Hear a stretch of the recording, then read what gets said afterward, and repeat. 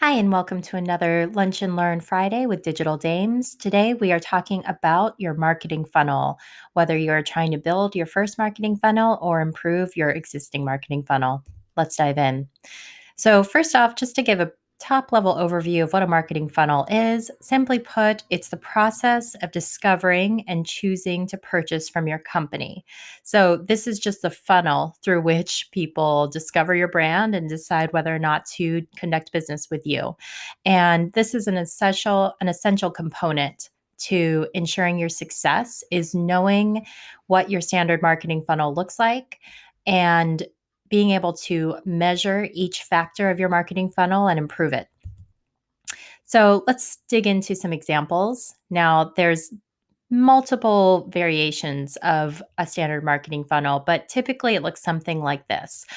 At the top of the funnel is where you're going to amass a big group of people who are going to become aware of your brand. They are going to discover your brand through some format. Then when it comes to deciding whether to purchase with your company, that's the process by which people move into this consideration phase. Then comes conversion. Hopefully, people actually decide to purchase from you. For those who are loyal customers, they then move into this loyalty phase. We all have our favorite brands that you know and love and you recommend, and maybe even advocacy. Maybe people love your brand so much that they decide to join the organization through an affiliate program or something of that nature. But top level, it's basically like the psychological process through which somebody is deciding whether or not to conduct business with you. So at the top of the funnel, you're always going to have the most people, the most amount of people who are aware of your brand, but maybe never decide to purchase. Then you move through the funnel, the people who are strongly considering doing business with you. It's going to be a smaller pool of people, followed by conversion, people who conduct business with you. Then loyalty, your brand loyalists who are going to refer your company to their friends. And finally, advocacy. So hopefully that makes sense. But let's give some examples here, something tangible. If you are building a marketing funnel for the first time, it doesn't have to be too complex here. It always helps to, as an exercise, go through what a typical marketing funnel might look like for your consumer. And the reason why this is important is depending on the work that you're doing or the budget that you're allocating to different tasks, you really want to keep in mind where your customer is in their psychological journey, right? So let's like run through this example. So let's say you've got a small business and you sell a product or maybe you have a service and you're like, okay, where do people become aware of my company? Well, most likely it's going to be in the digital era, maybe Google search advertising or Facebook advertising or another social media. So you can kind of jot that down thinking, okay, Google is where people are going to discover my brand or Facebook. Then what is going to happen? Hopefully, people become aware of your brand and then they're going to move into this consideration phase. Now, we really at Digital Dames emphasize the importance of email marketing. Even in today's era, it's 2020 now, we strongly suggest that you implement an email marketing strategy, and it's because of this consideration phase. It's a mistake to assume that someone is going to go straight from becoming aware of your brand to immediately converting.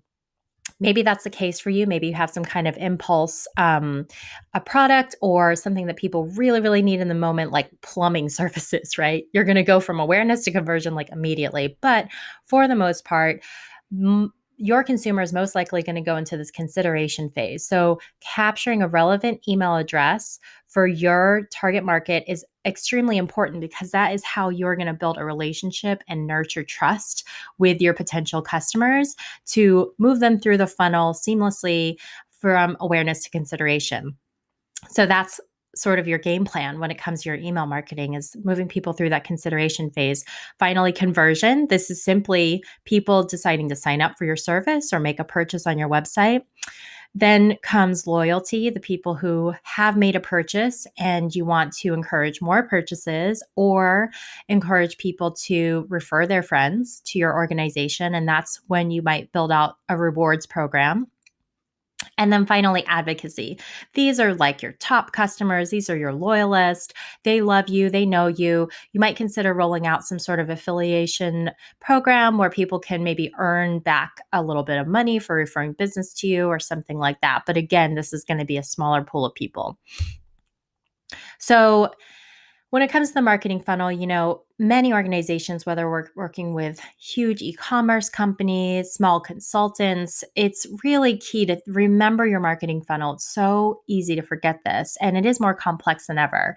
And the key to success here is, how can I measure each component of my marketing funnel, like we just discussed? Whether we're measuring the ad clicks, like how many people click through from my advertisements, or maybe it's those emails, the emails you're using to drive people through that funnel, how many people open them, or like your website visitors, how many people converted on a particular page. We could get really granular here, but the key is you need to be able to have a measurable metric. So that's your key performance indicator, your KPI. How are you going to measure your marketing funnel and improve it? So going back to your marketing funnel that you're brainstorming, you want to be able to not only identify, like, you as a business owner or you as a marketer, you want to be able to identify the channels through which people are becoming aware of your brand, considering your brand, conversion, loyalty, advocacy. You want to be able to control, like, how can I influence consumers through my funnel? Not only like what channel am I using, but how am I going to measure it? Like, what are going to be my key performance indicators to show to myself this part of my funnel is working, or this part of my funnel really needs help? So here's some suggested KPIs for each area of your marketing funnel. Google or Facebook ads, you're only going to look at your click-through rate, which means, of the amount of people who saw my ad, how many of them clicked through, and how can I improve that number over time? When it comes to email marketing, you might look at, okay, of the number of people who came to my website, how many signed up for my email marketing list? That gives you a conversion number. Or if you have a really healthy size list, of the number of people who are subscribed to my list, how many people are opening my email? And then it really focuses your attention on changing and testing those subject lines, and so on. Conversion. You want to really look at how many people who visited my product page, added that product to my cart. You always want to start with that baseline, and then you think about, okay, how can I measure this and improve this number over time, and so forth through the funnel. Now, in today's digital era, the marketing funnel is more complex than ever, right? People don't necessarily go straight from Google to then email to checkout. It's a really complex world. They might discover you on Instagram and later Google you. And, that's where more sophisticated tools like customer CRMs come into play, where you might be able to you're trying to pinpoint the customer journey. It could get highly complex. We recommend, starting really top level, like try to improve those top level KPIs. And then you could get even more granular and improve individual pages, individual emails, and drive people through that funnel. Here's your key considerations when you're developing your marketing funnel is, how can I create a marketing funnel and encourage movement through that funnel, right? Common mistake is to think people are going to hear about your brand and immediately purchase. No, that is really not likely going to happen. So what does your marketing funnel look like? Write it down on paper and then think through how you as a business owner can influence change and movement through that funnel. And then number two, how can I, once you've developed that marketing funnel, measure every part of that marketing funnel? And I've seen organizations, large and small, who still don't have that measurement factor in place, and that's key to success. So once you have your marketing funnel and you've got your baseline metrics, the key to your success is going to be testing, iterating quickly, and making those small iterative changes to those KPIs to improve your ultimate revenue and your profits.